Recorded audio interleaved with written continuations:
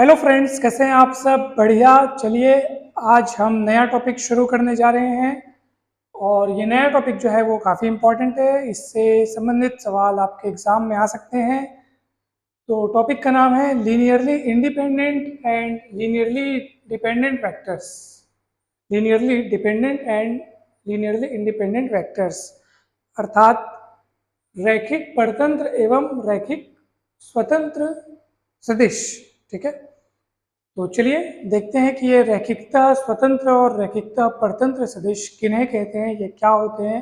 विस्तार से समझेंगे, पूरे गुणों के साथ समझेंगे, जितने इसमें गुणधर्म होते हैं, जो खास बातें होती हैं वो सब समझेंगे और उदाहरण भी हम समझेंगे। तो इस वीडियो को आप शुरू से आखिर तक देखिएगा, बहुत कुछ सीखने को मिलेगा।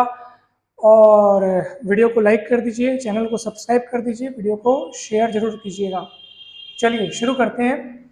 सबसे पहले हम देखते हैं लीनियरली डिपेंडेंट वेक्टर्स किनको बोलते हैं। ठीक है, और फिर देखते हैं, चलो पहले लीनियरली इंडिपेंडेंट देख लेते हैं, तब ज़्यादा इजी पड़ेगा। लीनियरली इंडिपेंडेंट वेक्टर्स पहले देख लेते हैं। सबसे पहले इसको मान लीजिए कि आपके पास वी एफ कोई वेक्टर स्पेस है। ठीक है, मान लो वी एफ कोई वेक्टर स्पेस है, एफ फील्ड है, वी जो है वो set of vectors, F field है, सेट ऑफ स्केलर्स। ठीक है, और मान लीजिए एस जो है वो वी का कोई सबसेट है, अल्फा 1, अल्फा 2, अल्फा 3। मान लीजिए इसमें एन नंबर ऑफ वेक्टर्स हैं, अल्फा 1, अल्फा 2 से लेकर के एन, अल्फा एन तक। ठीक है, तो ये वेक्टर्स है, ये इन वेक्टर्स के कलेक्शन को हमने नाम दे दिया है एस। तो ये सेट जो है वो लीनियरली इंडिपेंडेंट सेट कहलाएगा, या यूं कहें कि ये समस्त वेक्टर जो है वो रैखिकता स्वतंत्र कहलाएंगे, यानी लीनियरली इंडिपेंडेंट कहलाएंगे आपस में। ठीक है, लीनियरली इंडिपेंडेंट कहलाएंगे, या सेट को ही आप बोल सकते हो कि ये सेट लीनियरली इंडिपेंडेंट है। लेकिन ऐसा कब बोलोगे वो सुनो। ठीक है, बोलेंगे तो, लेकिन कब बोलना है, ऐसे ही थोड़ी बोल देना है लीनियरली इंडिपेंडेंट। कब बोलना है, ध्यान से सुनिए। जब हम इन वेक्टर्स का लीनियर कॉम्बिनेशन तैयार करेंगे। लीनियर कॉम्बिनेशन मतलब जो ये वेक्टर्स आपको दिख रहे हैं उतनी ही संख्या में आप ला लीजिए स्केलर्स। ठीक है, स्केलर्स कहाँ उठाएंगे, कहाँ से उठाएंगे आप? एफ से, A1, A2, ये सब के सब An तक कहाँ से उठाएंगे आप? एफ से। स्केलर्स हमें हमेशा एफ से लिए जाते हैं, और एक एक ठोक स्केलर को आप वेक्टर से गुना करके लिखते जाइए। A1 alpha 1, A2 alpha 2, A3 alpha 3, और चलते चलते ये पहुंच जाएगा An अल्फा n तक। इसको बोलते हैं लीनियर कॉम्बिनेशन। वेक्टर्स को स्केलर के साथ गुणा करके लिखना और बीच में योग। ठीक है, उनका योग हो गया, तो ये लीनियर कॉम्बिनेशन हो गया। अब इस लीनियर कॉम्बिनेशन को शून्य के बराबर रखने पर, जीरो वेक्टर है, मैंने इसके बराबर इसको रखा। इस लीनियर कॉम्बिनेशन को अगर इसको आप सॉल्व करते हैं, ठीक है, लीनियर कॉम्बिनेशन, सबसे पहले मैंने क्या किया, लीनियर कॉम्बिनेशन तैयार किया। लीनियर कॉम्बिनेशन तैयार करके उसको जीरो के बराबर रखा। जीरो के बराबर रख करके मैं आगे सॉल्व करूंगा इसको। ठीक है, मेरे पास तो यहाँ पे अल्फा 1, अल्फा 2, अल्फा तक लिखा है मैंने। जब मेरे को सवाल दिया होगा तो ये सब कुछ ना कुछ वेक्टर्स होंगे, ये स्केलर्स होंगे कुछ ना कुछ। ठीक है, तो ये सब सॉल्व करना पड़ेगा। ये स्केलर्स तो आपको A1, A2, A3 लिखना है, मतलब ये अननोन रहेंगे उस समय जब आपको, जैसे मान लो कुछ वेक्टर्स दिए होंगे आपको और बोलेगा भाई सिद्ध करो कि लीनियरली इंडिपेंडेंट या डिपेंडेंट है, जो भी है, तो आपके पास स्केलर्स तो अनजान रहेंगे, अननोन रहेंगे। वेक्टर्स आपको दिए होंगे प्रश्न में, तो वेक्टर्स यहाँ लिखना है, सामने में स्केलर्स का गुणा करना है, और फिर आप उसको सॉल्व करेंगे। आगे समीकरण बनाएंगे, समीकरण बनेंगे, समीकरण बनने के बाद सॉल्व होंगे। सॉल्व करते करते अगर आप इस नतीजे पर पहुंचते हैं कि सर मैंने तो इसको ईमानदारी से सॉल्व किया, सॉल्व करने पर पता चला कि जितने स्केलर हैं, जितने हमने यहाँ पे A1, A2 लिए थे, अगर आप सॉल्व करने पर ये पाते हैं कि सर सब लोग की वैल्यू जीरो आ रही है, एक भी जन ऐसा नहीं है जो नॉन जीरो है, सब लोग जीरो आ रहे हैं सर, ऐसी स्थिति में आप इस कलेक्शन को बोल दीजिएगा कि ये सेट जो है, ये पूरा का पूरा समुच्चय है, ये पूरा का पूरा कलेक्शन लीनियरली इंडिपेंडेंट है, अर्थात रैखिकता स्वतंत्र है। अर्थात ये सारे जो वेक्टर्स हैं वो आपस में क्या कहलाएंगे? रैखिकता स्वतंत्र कहलाएंगे, लीनियरली इंडिपेंडेंट कहलाएंगे। एक बार फिर से सुन लीजिए, लीनियरली इंडिपेंडेंट कब कहलाएंगे? जब इन वेक्टर्स का आप लीनियर कॉम्बिनेशन तैयार करके उसको जीरो के बराबर रखेंगे, इस इक्वेशन को सॉल्व करेंगे। सॉल्व करने के बाद अगर आप इस नतीजे पर पहुंचते हैं कि सर हमने तो इसको सॉल्व किया, सारे स्केलर्स की वैल्यू जीरो आ रही है सर, बोल दीजिएगा कि फिर वो वेक्टर जो है वो क्या है? लीनियरली इंडिपेंडेंट है।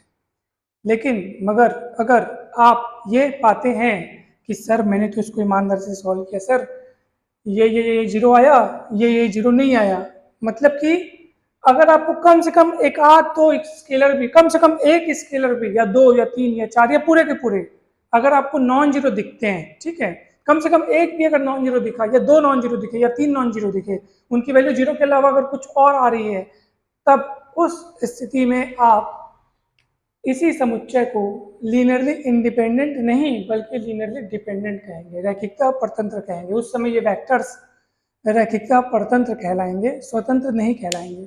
फिर से एक बार, स्वतंत्र सिर्फ तब कहलाएंगे जब सारे स्केलर्स जीरो हो, सारे मतलब सारे स्केलर्स अगर जीरो हो, सिर्फ तब ही वो रैखिकता स्वतंत्र कहलाएंगे।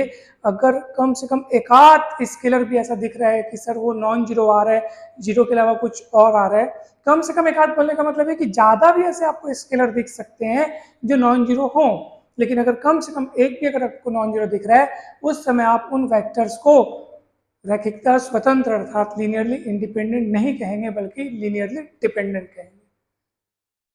समझ में आ गया?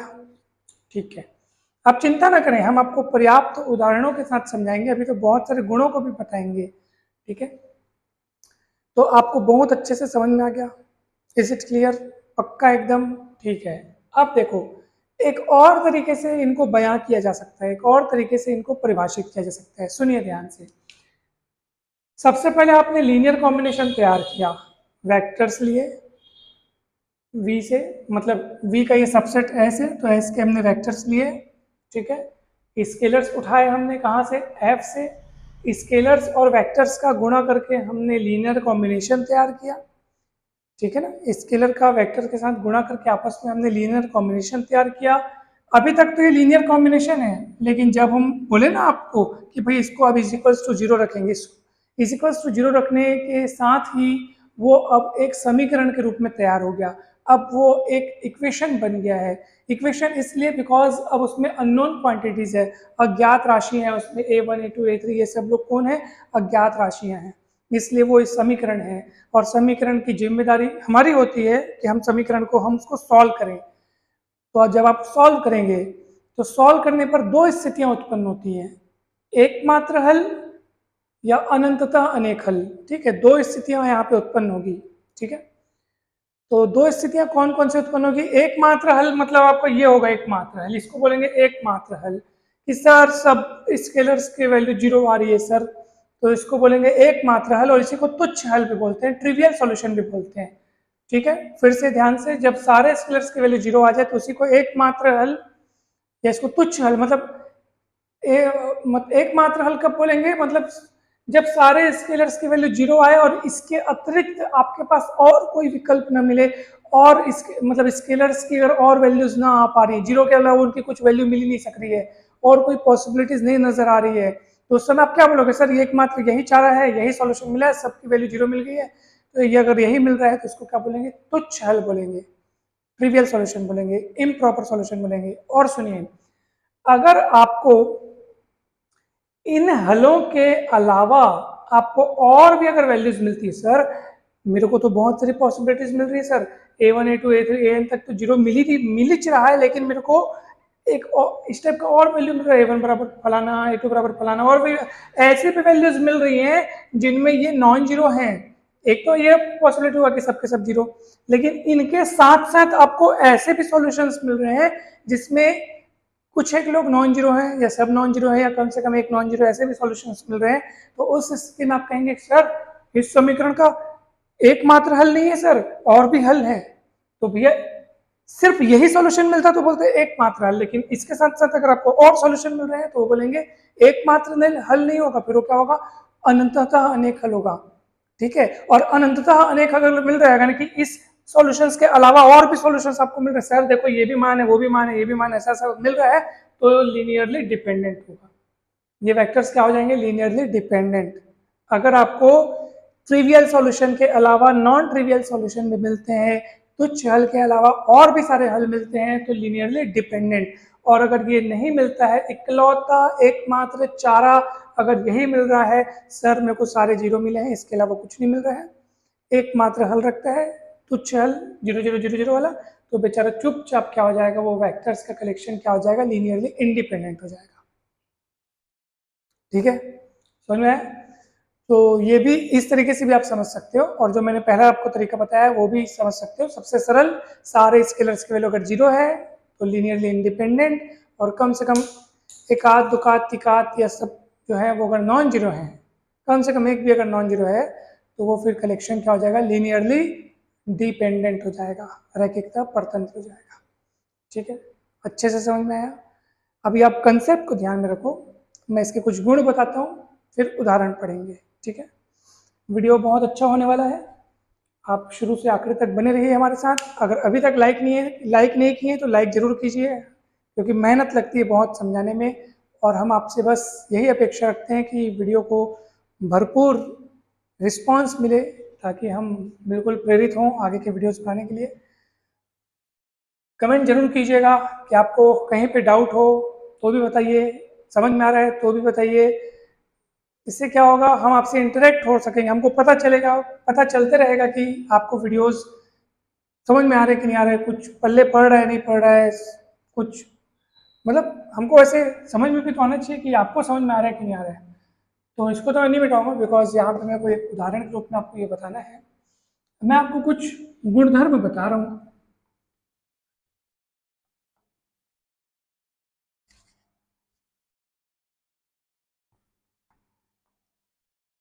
ध्यान से देखिएगा, बहुत ही स्पेशल गुणधर्म है, बहुत ही इंपॉर्टेंट है। जो भी गुणधर्म अब हम आपको बताएंगे वो बहुत ही इंपॉर्टेंट है। सबसे पहला गुणधर्म देखिए, एकदम इंपॉर्टेंट। अगर मान लीजिए कोई दो वेक्टर्स हैं किसी कलेक्शन में, अल्फा 1 कॉमा अल्फा 2, मान लो कोई दो वेक्टर्स हैं, और आप इनको अच्छे से देखते हैं गौर से, अगर आपको ऐसा लगता है सर इसमें तो एक वेक्टर दूसरे वेक्टर का कुछ कुछ गुणज है, कुछ कुछ गुणज मतलब अतिश गुणज, 2 गुना, 3 गुना, -1 गुना, -2 गुना, -1/2 गुना, मतलब कुछ कुछ संख्या के गुने करने पर, एक वेक्टर में कुछ कुछ संख्या का गुना करने पर अगर आपको दूसरा वेक्टर तैयार हो पा रहे हैं, तो निश्चित तौर पे मान लो कि दोनों वेक्टर्स फिर क्या कहलाएंगे आपस में, लीनियरली डिपेंडेंट। डिपेंडेंट मतलब क्या होता है, निर्भर होना। तो भी अगर एक वेक्टर को आप दूसरे वेक्टर की बदौलत या उसकी मदद से लिख पा रहे हो, तो फिर एक वही होगा ना कि एक दूसरे पर निर्भर है, तो डिपेंडेंट कहलाएंगे। मैं आपको एग्जांपल देता हूं, मान लीजिए आपके पास एक वेक्टर है 0 -4 -8, और वहीं आपके पास दूसरा वेक्टर है 0 -1 -2। ठीक है, अब मैं आपसे पूछना चाहता हूं कि ये दोनों वेक्टर्स का कलेक्शन लीनियरली इंडिपेंडेंट है कि डिपेंडेंट है? तो एकदम गौर से देखना है आपको, साफ साफ पता चल रहा है कि सर इसमें अगर अपन 4 का गुणा कर दें, सर 4 का, ठीक है, तो आपके पास देखो 4 का गुणा करके देखो तो कितना आ रहा है, 4 गुणित 0 0, 4 गुणित -1 -4, 4 गुणित -2 -8। तो क्या हो रहा है कि एक वेक्टर में कुछ कुछ अदिश, कुछ भी अदिश, अदिश मतलब कोई संख्या, कोई स्केलर का अगर आप गुणा कर रहे हैं, और गुणा करने से अगर आपको दूसरा वेक्टर मिल जा रहा है, या उसमें गुणा करके ये मिलता है, इसमें गुणा करके वो मिलता है, जो भी आप जैसा भी सोचे, तो आप बोलोगे सर इसमें भी ऐसा हो सकता है, इसमें अगर आप 1/4 का गुणा करोगे तो ये मिल जाएगा, सीधी सी बात है। तो किसी में भी एक में कोई भी स्केलर का गुणा करने पर, कोई भी एक वेक्टर में किसी स्केलर का गुणा करने पर अगर दूसरा तैयार होता है, तो वो दोनों वेक्टर्स का कलेक्शन लीनियरली डिपेंडेंट हो जाएगा। समझ में आया? पक्का, निश्चित तौर पे। और ये वाली कंडीशन यदि और केवल यदि वाली कंडीशन है, मतलब कि दोनों तरफ से ये बात सच है। अगर लिनियरली डिपेंडेंट है तो निश्चित रूप से कोई एक दूसरे का स्केलर मल्टीपल होगा, और अगर कोई एक वेक्टर दूसरे का स्केलर मल्टीपल है तो निश्चित रूप से वो दोनों लीनियरली डिपेंडेंट होंगे, रैखिकता परतंत्र होंगे। तो ये पहला गुण आप हमेशा ध्यान रखें, उदाहरण से समझ लियो, बहुत सरल है।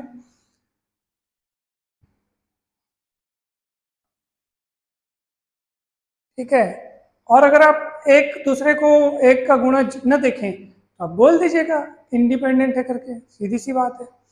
चलिए दूसरा गुणधर्म मैं आपको बताता हूँ। दूसरा गुणधर्म, मान लो वी एफ कोई वेक्टर स्पेस है, और एस बेचारा उसका ऐसा सबसेट है, मात्र मात्र शून्य सदिश को रखता है सर, सिर्फ शून्य सदिश, तब वो कौन होगा? एकमात्र शून्य सदिश को रखने वाला उपसमुच्चय जो है वो लीनियरली इंडिपेंडेंट होगा कि डिपेंडेंट होगा, मुझे नहीं पता, अभी तो मुझे नहीं पता, मेरे को चेक करना पड़ेगा फिर। हालांकि मेरे को पता है, लेकिन मान लो आपको नहीं पता, आप कैसे चेक करेंगे? तो भैया सबसे पहले हमारा नियम क्या है, आप बताओ नियम क्या है?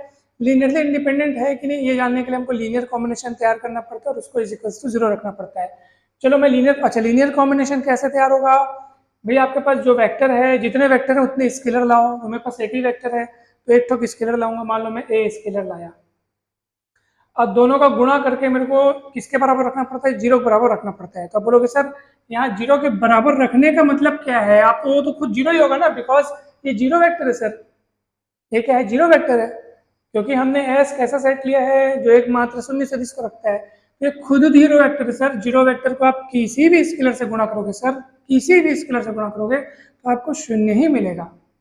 तो मैंने, मेरे शब्दों पे आप गौर करो, किसी भी स्केलर, भाई शून्य वेक्टर है ना, शून्य वेक्टर है, शून्य वेक्टर को आप किसी भी स्केलर से गुणा करोगे 0 मिलेगा। 5 7 1 2, मतलब नॉन जीरो हो चाहे 0 हो, ए जो है नॉन जीरो हो चाहे 0 हो, आप गुणा करोगे आपको 0 ही मिलेगा। इसका मतलब ये है कि जो स्केलर मेरे पास है उसके लिए मैं गारंटी के साथ बोल सकता हूँ कि भैया ऐसा नहीं है कि ए की वैल्यू 0 ही होगी। आप ए की वैल्यू कुछ भी रखो, मतलब कितनी पॉसिबिलिटीज है ए की वैल्यू रखने इसकी। मैं बोलूंगा इस इक्वेशन के कितने सॉल्यूशन है, तो आप बोलेंगे सर इस इक्वेशन के तो बहुत सारे सॉल्यूशंस है सर। सॉल्यूशंस मतलब होता है कि अननोन क्वांटिटी की, अननोन जो उसमें अज्ञात जो राशि है उसके कितने मान संभव हैं। तो भाई साहब अगर ये शून्य वेक्टर है तो आप ए की जगह कुछ भी रख लो, आपको सॉल्व करने पर 0 ही आएगा। अर्थात ए की जगह आप कुछ भी रख सकते हो, कुछ भी, मतलब ए के मानों की संख्या के लिए हमारे पास हजारों करोड़ों अरबों अनंत विकल्प है। मतलब इसके अनंतता अनेक हल हो गए।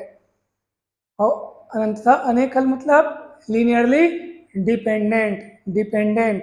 या अगर आपको ये अगर अच्छा नहीं लगता समझ में, तो आप यूँ सोचो कि भाई 0 वेक्टर है तो मैं क्या उसके सामने कोई नॉन जीरो नंबर रख करके 0 नहीं ला सकता? ला सकता हूँ। 0 वेक्टर में आप कुछ भी चीज का गुणा करोगे 0 आ जाएगा। इसका मतलब ऐसा मत बोलना कि सर A0 इक्वल टू 0 करने पर क्या ये गारंटी मिल रही है क्या कि A इक्वल 0 ही होगा? अगर बोल रहे हो गारंटी मिल रही है तो मैं बोल दूंगा हाँ ये लीनियरली इंडिपेंडेंट है। क्या आप गारंटी दे सकते हो कि A0 इक्वल 0 होने पर A 0 ही होगा? गारंटी नहीं है। 0 होने पर भी 0 हो सकता है, लेकिन A अगर नॉन जीरो हो तब भी तो उसका 0 में गुणा होने पर 0 होता है भाई। मतलब नॉन जीरो होने पर भी हो सकता है, बोल रहा हूँ मैं आपको। इसका मतलब वो लीनियरली इंडिपेंडेंट नहीं बल्कि क्या होगा? डिपेंडेंट होगा, क्योंकि नॉन जीरो होने पर भी वो 0 हो पा रहा है। ठीक है, अनंतता पॉसिबिलिटीज है ए की वैल्यूज के लिए, तो लीनियरली इंडिपेंडेंट नहीं होगा बल्कि क्या होगा? डिपेंडेंट होगा। तो आप क्या सीखे? एक इकलौता 0 वेक्टर रखने वाला समुच्चय हमेशा लीनियरली डिपेंडेंट होता है, परतंत्र होता है। ठीक है, रैखिकता परतंत्र होता है। तो दूसरा गुणधर्म भी आप देख लिए, तीसरा गुणधर्म देखो। मान लो वी एफ एक वेक्टर स्पेस है, एस इसका एक सबसेट है जो एकमात्र इकलौता वेक्टर रखता है और जो कि 0 नहीं है, जो कि 0 नहीं है भाई। अब अल्फा 0 नहीं है, आपने एक स्केलर ला लिया और लीनियर कॉम्बिनेशन को 0 के बराबर रख दिया। अब बताओ क्या हो सकता है, बताओ। अब भाई हमको 0 वेक्टर दिख रहा है और अल्फा 0 नहीं है, तो सीधी सी बात है भैया, अगर आपको 0 वेक्टर चाहिए और नॉन 0 वेक्टर है ये, तो सामने में 0 होना ही पड़ेगा। तब भाई देखो, अब यहाँ दो चीज है और गुणा के रूप में 0 आ रहा है, कम से कम किसी एक को 0 होना पड़ेगा, सीधी सी बात है। और अल्फा 0 नहीं है, ये पहले से क्लियर हो गया है। तो भैया ये 0 नहीं है और गुणा करने पर 0 लाना है, इसका मतलब कोई चारा नहीं आपके पास, ए की वैल्यू 0 ही रखनी पड़ेगी। तभी तो 0 को नॉन 0 के साथ गुणा करोगे तो 0 आएगा। दोनों ही नॉन 0 हो जाएंगे तो कहाँ से 0 आएगा? ठीक है, तो एक के बारे में जब पता चल चुका है कि सर वो नॉन 0 है तो इसी 0 होना पड़ेगा, और कोई चारा नहीं है। इसका मतलब इसका एकमात्र हल ए बराबर 0 है। स्केलर की वैल्यू 0 आ गई, इसका मतलब क्या हो जाएगा? लीनियरली इंडिपेंडेंट हो जाएगा, लीनियरली इंडिपेंडेंट। ठीक है, पक्का। इसका मतलब अगर आपको सवाल में अगर कुछ ऐसा मिलता है कि इनमें से कौन कौन से समुच्चय जो हैं वो लीनियरली इंडिपेंडेंट हैं या नहीं है, जैसा भी क्वेश्चन आएगा, तो अगर आप मान लो किसी समुच्चय में देखते हैं एकमात्र वेक्टर रखा है, सर मान लो एकमात्र वेक्टर रखा है जो कि नॉन जीरो वेक्टर है। ठीक है, non zero vector, non zero vector किसको बोलेंगे? अगर ये देखो, ये अगर ऐसा दिखे ना सिर्फ, तब इसको आप जीरो वेक्टर बोलोगे। अगर दो कंपोनेंट जीरो है और तीसरा मान लो जीरो नहीं है, या ये दोनों जीरो हैं या और ये जीरो नहीं है, ठीक है, या ये दोनों जीरो हैं ये, कम से कम एक कंपोनेंट भी अगर आपको नॉन जीरो दिख रहा है या कम से कम दो नॉन जीरो दिख रहे हैं या तीनों नॉन जीरो दिख रहे हैं तो ये सब के सब नॉन जीरो वेक्टर्स हैं। जीरो वेक्टर से तब बोलोगे आप जब तीनों कंपोनेंट जीरो होंगे। तो अगर मान लो कुछ ऐसा कुछ भी दिया हो, मान लो दिया हो 1 -2 17 कुछ भी दिया हो और पूछ दिया हो कि ये लीनियरली इंडिपेंडेंट है कि नहीं है, तो आप बोल देना भैया, बोल देना एक अकेला नॉन जीरो वेक्टर सदैव लीनियरली इंडिपेंडेंट होता है, ऐसा बोल देना, ठीक है। ओके, क्यों नॉन जीरो, एक अकेला non zero vector linearly independent होता है? बिकॉज इसके साथ स्केलर का गुणा करके अगर लीनियर कॉम्बिनेशन जीरो रखें तो खुद तो जीरो है नहीं, गुणा करने पर जीरो कब देगा? जब स्केलर जीरो होगा। इसी को कुर्बानी देनी पड़ेगी, इसको खुद को जीरो होना पड़ेगा तब बेचारा जीरो आएगा। ठीक है, हो गया। चलो अब अपन बढ़ते हैं आगे। अच्छा एक बात बताओ, चौथा गुण देखो, मान लो आपके पास बहुत सारे वेक्टर्स का कलेक्शन है, अल्फा 1 अल्फा 2 फलाना फलाना फलाना करके, वी एफ का ये सबसेट है एस, और मान लो इसमें कम से कम, अगर ये जो कलेक्शन आपको दिखाई दे रहा है, पता नहीं इसमें कितने वेक्टर्स हैं, कितने भी हो, क्या करना है अपने को, लेकिन इतना मान लो अगर आपको पता है कि सर कि अरे सर इसमें से एक जन वेक्टर जो है वो जीरो है, मान लो अल्फा 5वें नंबर का, एक बात की बात, 5वें नंबर का वेक्टर मान लो जीरो है, या यूं कहें कि अगर आपको पता हो कि कम से कम इसमें अगर एक वेक्टर भी जीरो वेक्टर हो, एक वेक्टर कम से कम इस कलेक्शन में अगर एक वेक्टर भी अगर जीरो वेक्टर हो, तो पूरा का पूरा ये कलेक्शन लीनियरली डिपेंडेंट बन जाएगा। जी हाँ, क्या बन जाएगा? लीनियरली डिपेंडेंट बन जाएगा। अब आप कहेंगे सर ऐसा कैसे कैसे हो गया? तो सुनिए ध्यान से, मान लो अल्फा 5 जीरो है, ओके, आगे बढ़ते हैं। यहाँ अल्फा 5 बस है, बाकी लोग नहीं है, तो बाकी लोग को आप जबरदस्ती जीरो गुणांक लगा के लिखो, 0 अल्फा 1, 0 अल्फा 2, 0 अल्फा 3, चलते चलते जब अल्फा 5 की बारी आएगी, इसके पहले अल्फा 4 आएगा, वो भी 0 अल्फा 4 होगा, फिर अल्फा 5 की बारी आएगी, उसके सामने कुछ नहीं है तो 1 है, तो 1 अल्फा 5, फिर 0 अल्फा 6, क्योंकि क्योंकि यहाँ पे सिर्फ अल्फा 5 दिख रहा है ना, बाकी इसके आगे कुछ नहीं, पीछे कुछ नहीं, तो जो कुछ नहीं है उसको जीरो लगा के लिख रहा हूँ मैं। तो ऐसे चलते चलते आप 0 अल्फा एन तक पहुंच गए और बराबर। अब गौर से देखो ये क्या दिख रहा है, आप बोलोगे सर ये तो हमको लीनियर कॉम्बिनेशन दिख रहा है इज इक्वल्स टू जीरो के रूप में। मैं बोला ठीक है, ये linear combination is equals to zero दिख रहा है। अब मैं आपको पूछता हूँ सारे स्केलर्स को आप चेक करो, बोलोगे सर जीरो है, ये भी जीरो है, ये भी जीरो है, ये भी जीरो है, ये भी जीरो है, ये भी जीरो है, एक नॉन जीरो दिख गया क्योंकि वही अल्फा 5 का गुणांक था। तो इसका अर्थ क्या है भैया, मैं बोल सकता हूँ क्या कि सारे स्केलर जीरो है? नहीं बोल सकता, कम से कम एक जन तो नॉन जीरो है ना भाई। तो ये पूरा का पूरा कलेक्शन क्या बन गया? लीनियरली डिपेंडेंट बन गया, क्योंकि जो वेक्टर बेचारा खुद जीरो है उसका स्केलर तो अपन नॉन जीरो लिए ना भाई। देखो अल्फा 5 जीरो है, अल्फा 5 जीरो है, अल्फा 5 को 1 इंटू अल्फा 5 तो लिख सकते हो ना, 5 एक कम 5 जैसे होता है, तो वैसे ही 1 into alpha 5 is equal to alpha 5 लिख सकते हो ना इसको, ऐसे गुणांक एक हो गया ना इसका। ठीक है, एक गुणांक कुछ भी गुणांक रख सकते हो, मतलब दोनों पक्षों में 5 करोड़ का गुणा करता हूँ, 5 करोड़ हो गया, इधर 5 करोड़ का गुणा करोगे तो 0 गुणित 5 करोड़ मतलब 0 हो जाएगा, तो इसका गुणांक आप कुछ भी तैयार कर सकते हो। ठीक है, तो मैं 1 लिया हूँ, तो 1 यानी कम से कम एक स्केलर अपने को नॉन जीरो दिख गया, इसका मतलब पूरा का पूरा कलेक्शन लीनियरली डिपेंडेंट हो गया। इसका मतलब क्या है कि अगर आपके पास परीक्षा में बहुत सारे ऑप्शंस हुए और कुछ ऐसा मान लो एकदम बड़े बड़े ऐसे वेक्टर्स रखे हुए हैं और उसमें से एक जन ऐसा दिख रहा है कि सारे जीरो, जैसे 1 2 4 और 2 का 1 ऐसे कुछ दिख रहा है और एक वेक्टर 0 0 0 दिख रहा है, तो ये कभी भी इसको लीनियरली इंडिपेंडेंट मत बोलना, बोलना कि ये तो लीनियरली डिपेंडेंट है बोलना, क्योंकि एक वेक्टर बेचारा 0 0 0 हो गया। क्लियर है? तो ये सब अगर बातें हमको पता हो ना तो सवाल कठिन नहीं रहते, फिर बहुत सरल बन जाते हैं सर। चलिए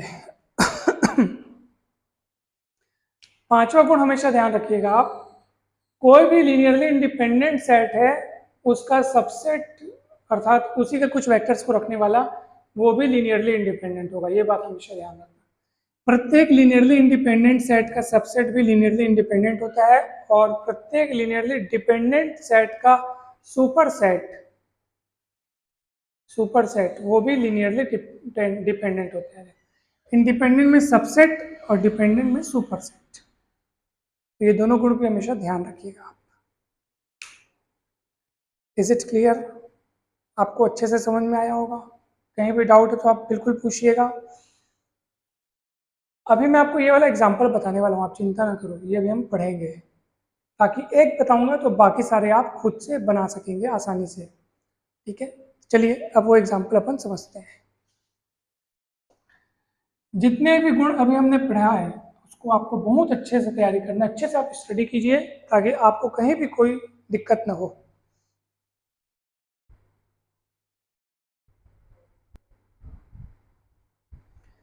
देखिए अब आपके पास यहाँ पर जो तीन वेक्टर्स दिए गए हैं, हमको चेक करना है कि ये तीनों वेक्टर्स का जो कलेक्शन है ये लीनियरली इंडिपेंडेंट है कि लीनियरली डिपेंडेंट है, रैखिकता स्वतंत्र है कि रैखिकता परतंत्र है, हमको चेक करना है।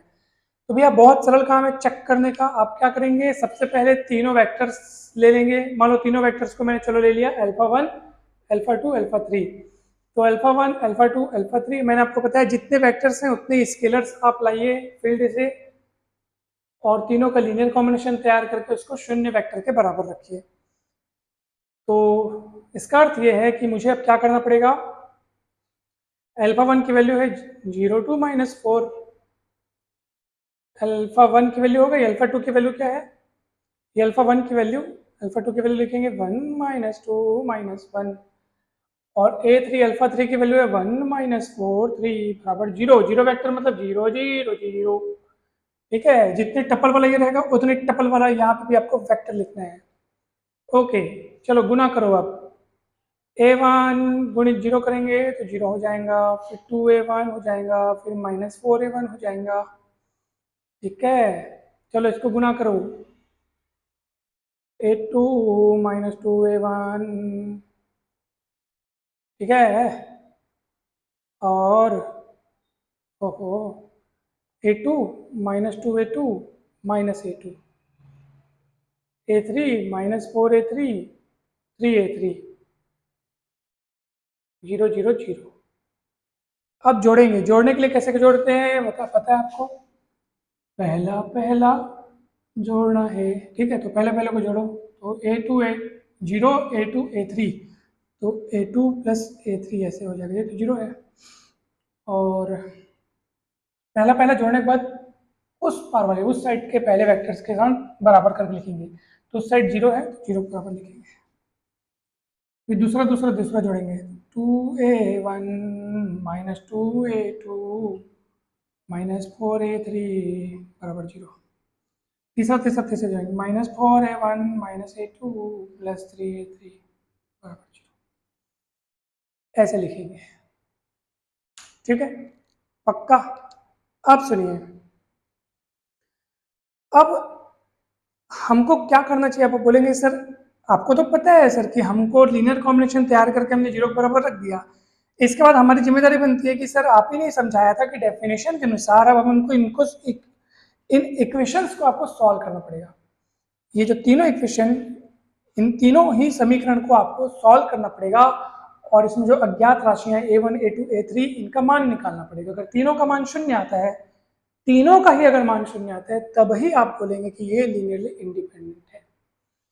और अगर मान लो आपको ट्रिवियल सॉल्यूशंस, अगर इन तीनों के वैल्यू 0 के अलावा भी अगर आपको और भी ऐसी पॉसिबिलिटीज मिलती है, ट्रिवियल सॉल्यूशन के अलावा अगर आपको नॉन ट्रिवियल सॉल्यूशंस भी मिलते हैं, तो आप कहेंगे कि ये डिपेंडेंट है जो कलेक्शन है।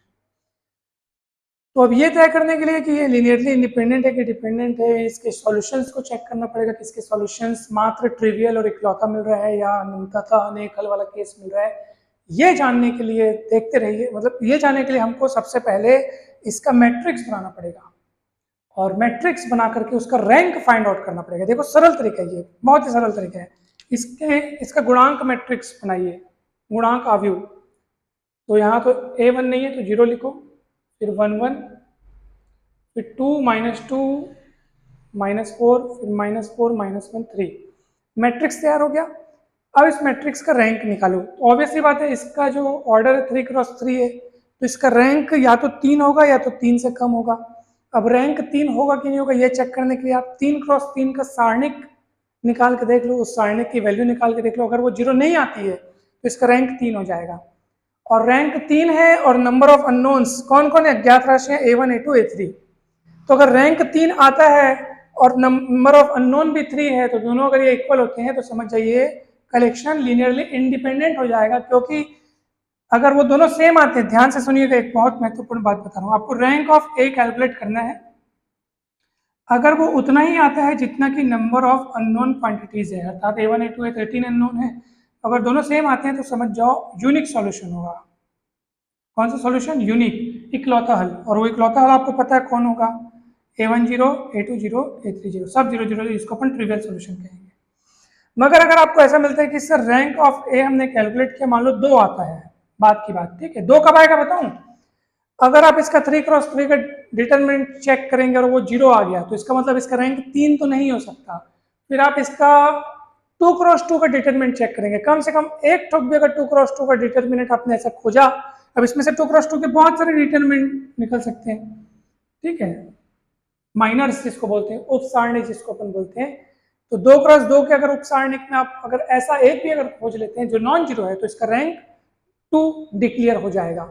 और अगर रैंक ऑफ ए 2 आता है जो कि कम है नंबर ऑफ अननोन से, क्योंकि नंबर ऑफ अननोन यहाँ पे कितने? 3, A1 A2 A3 3 number of unknown से हैं, लेकिन ए का रैंक अगर उससे कम आता है तो समझ लीजिए इसके अनंततः अनेक हल होंगे, अर्थात ये ट्रिवियल सॉल्यूशन के अलावा भी ऐसे सॉल्यूशंस मिलेंगे जो नॉन ट्रिवियल होंगे, और ऐसी स्थिति में अनंततः अनेक हल रखने की स्थिति में ये फिर क्या हो जाएगा?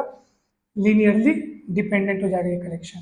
तो मैं ये आपके ऊपर छोड़ता हूँ, आपको होमवर्क देता हूँ, पहले आप क्या करना है, इसका डिटरमिनेंट निकालना, सारणिक निकालना। अगर वो 0 आ गया तो इसका रैंक 3 नहीं हो सकता, 3 से कम एच होगा, ठीक है। फिर 2 होगा कि नहीं होगा वो चेक कर लेना, तो ऑब्वियस सी बात है, साफ साफ पता चल रहा है इसका रैंक 2 हो जाएगा। लेकिन नंबर ऑफ अननोन कितने हैं? 3 है, तो अगर वो उससे कम हो गया तो अनंततः अनेक हल होंगे इस समीकरण निकाय के, ठीक है। इस सिस्टम ऑफ इक्वेशंस के अनंततः इन्फिनाइट नंबर ऑफ सॉल्यूशन होंगे, और ऐसी स्थिति में वो वेक्टर्स का कलेक्शन रैखिकता परतंत्र अर्थात लीनियरली डिपेंडेंट हो जाएगा। और मान लो अगर आप 3x3 का डिटरमिनेंट चेक किया और वो 0 आ गया, तो सॉरी मतलब अगर 0 नहीं आया, ठीक है, 0 आ गया, उस केस में तो आपको फिर 2x2 वाला चेक करना है ना भाई, और 2x2 वाला चेक करने की नौबत ही नहीं आएगी। ऐसा कब होगा?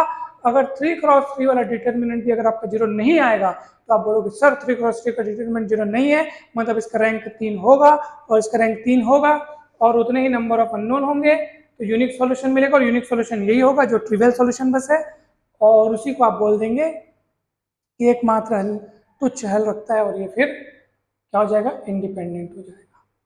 तो आपको अच्छे से थ्योरी समझ में आ गई, क्लियर हो गया अच्छे से। तो अब आपको क्या करना है, पहले इसका डिटरमिनेंट निकाल के इसका रैंक फाइंड आउट करो, उस हिसाब से फिर अब बताइए कि आपके पास क्या रिजल्ट आ रहा है, कमेंट करके आपको बताना है। इतना ही चलो बता देना कि सर ये कलेक्शन इंडिपेंडेंट है कि डिपेंडेंट है, लीनियरली इंडिपेंडेंट है कि लीनियरली डिपेंडेंट है, आप इतना ही बता देना, मैं खुश हो जाऊंगा, मैं समझ जाऊंगा आपने इसको विधिवत सॉल्व किया है। तो इतना आप जरूर कीजिएगा। इतना देर से जो हम आपको अभी लेक्चर दे रहे हैं, काफ़ी मेहनत लगा है, अगर ये मेहनत का आपको अगर थोड़ा बहुत भी फ़ायदा मिला है, हेल्प मिला है, तो वीडियो को जरूर लाइक कीजिएगा। चैनल को सब्सक्राइब अगर अभी तक आपने नहीं किया है तो अवश्य सब्सक्राइब करें, वीडियो को लाइक तो करना ही है, शेयर करें अपने दोस्तों के साथ, ताकि ये हेल्पफुल चीज़ें उन तक भी पहुँचें, तो उसका भी पुण्य और भला आपको मिलेगा, उसका भी क्रेडिट आपको मिलेगा। और क्योंकि देखो हम किसी का भला करते हैं तो हमारा भी कहीं ना कहीं भला होता है, ठीक है। तो जैसे हम किसी का भला किए तो वो पुण्य का क्रेडिट हमारे खाते में भी जुड़ता है, मतलब हमारा पुण्य में भी वृद्धि होता है, इसलिए आप लोगों का भला करें। तो बस इतना ही आपसे कहना था, और कमेंट करके जरूर इसका उत्तर बताइएगा। जल्द ही मिलते हैं नेक्स्ट वीडियो में, आप सभी को बहुत बहुत धन्यवाद, थैंक यू सो मच।